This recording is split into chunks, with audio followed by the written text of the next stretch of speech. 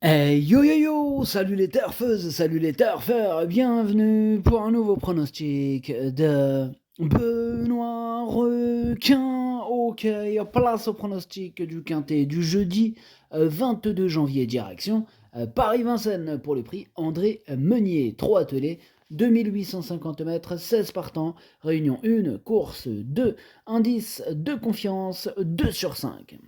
Petit retour sur le quintet de ce mardi, il y a eu du trouble fait à l'arrivée. Cette vidéo, je la tourne avant l'arrivée du quintet de ce mercredi et je reviendrai dessus demain. Ok, c'est parti, on commence le pronostic et on commence avec le numéro 1, Godfather, et on n'aura pas les commentaires de l'entraîneur, c'est Christopher Eriksson qui est parti pêcher avec ses amis, notamment avec Captain Ian Barbro. Bref, amusez-vous bien. Alors ce numéro 1, dans mon prono, je l'ai gardé à la 5ème place. Attention à lui. On passe au numéro 2, Dayak, et on écoute Hansen Eric Bondo. Dayak, il n'a pas eu les ressources pour finir dernièrement, mais il travaille très bien le matin. Cette course remonte à début décembre, mais la fraîcheur n'est pas un souci pour lui. Il court aussi bien sur longue distance, il a besoin du bon parcours, évidemment, mais j'espère qu'il terminera dans le quintet. J'espère aussi qu'il terminera dans le quintet, puisque je l'ai gardé lui aussi dans mon prono, je l'ai mis 6ème. Je rappelle que ce quintet, il est compliqué à déchiffrer. Ils sont nombreux à pouvoir espérer troubler cette fête. Vraiment, attention à ce quintet piège. Bref, on passe au numéro 3, Valatonian. Et ce numéro 3, malheureusement, n'aura pas les commentaires de l'entraîneur Pascal Lelièvre, qui est parti pêcher avec ses amis, amusez-vous bien. Enfin bref, ce numéro 3, il fait partie de mes préférés. Je l'ai mis sur le podium 3ème. On passe au numéro 4, Diva del Ronco. Ce numéro 4, je ne l'ai pas retenu, mais il est à l'arrière de ma petite liste des possibles troubles faites. On passe au numéro 5, Dylan Dogfont, et on écoute Gabriel Gelormini. Dylan Dogfont m'a laissé une bonne impression lors de sa dernière sortie à Vincennes. Il a reculé dans le parcours avant de bien finir. Avec lui, tout est une question de départ, il faut bien négocier les premiers mètres. Si tel est le cas, il a la pointure d'une course comme celle-ci. Ok, merci Gabriel Gelormini. En tout cas, ce numéro 5, lui en revanche, je l'ai gardé, mais plutôt en bout de combinaison. On passe au numéro 6, Janko Ofor, et on écoute Christian Bijon. Janko Ofor, il a été absent un long moment, mais il a bien travaillé. Il court de manière espacée, donc il est peut-être un peu moins près que Jizou Détang, mais il est mis en mode course tout de même. Il peut être dans le coup si tout se passe bien. J'espère que tout va bien se passer, puisque je l'ai quand même mis 2ème, ce numéro 6. On passe au numéro 7, Idylle du Persil, et ce numéro 7, pour ma part, je ne l'ai pas retenu, j'en ai préféré d'autres. On passe au numéro 8, Imhotep Fromentro. Lui non plus, je ne l'ai pas retenu, mais je l'ai pas rayé. Il est en plein milieu de ma petite liste des possibles troubles faits.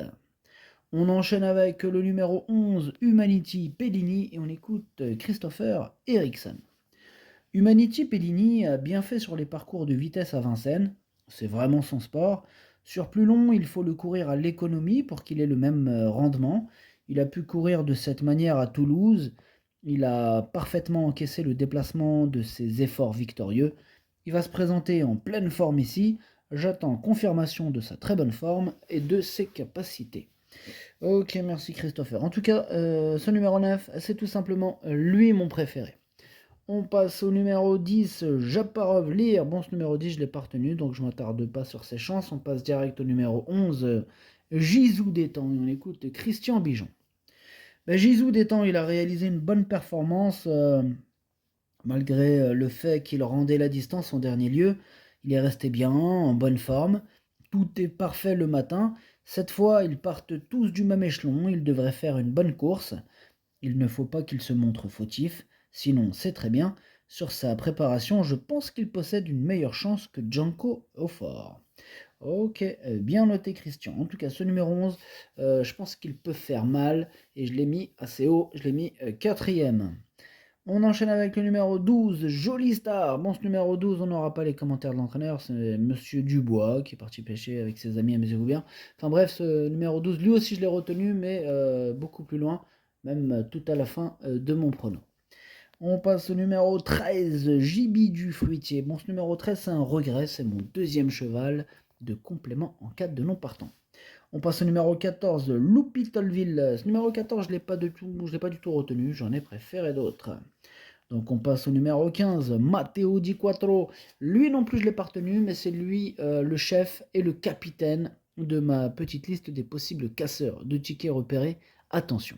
Et nous terminons avec le numéro 16, Journée rêvée. Et ce numéro 16, c'est lui mon gros regret, c'est lui mon cheval de complément. En cas de non partant, attention possible, cassage en vue.